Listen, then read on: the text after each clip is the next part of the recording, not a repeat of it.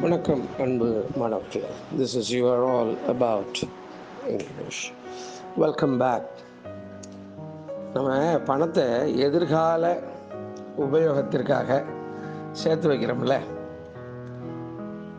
Bank R வீட்டில் உண்டியலில் போட்டு வைக்கிறது, எப்படி வேணாலும் அந்த சேவிங்ஸை நீங்கள் வச்சுக்கலாம்.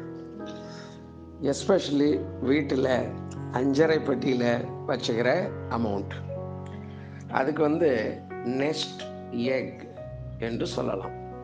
நெஸ்ட்னா பறவைகளோட அந்த வலை, அந்த வலையில் இடப்படக்கூடிய எக்கு மிகவும் பாதுகாப்பாக இருக்கும் அப்படின்னு அந்த பறவைக்கு ரொம்ப நம்பிக்கை.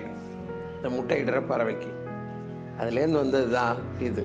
உருவகமாக சொல்லியிருக்காங்க நெஸ்ட் எக் அப்படின்னாக்கா, எதிர்கால தேவைக்காக சேமிக்கப்படக்கூடிய சிறுவாட்டு காசுன்னு சொல்லுவாங்கள்ல, அதுபோல் சேமிக்கிற அந்த பைசாவிற்கு நெஸ்ட் எக் என்று பெயர்.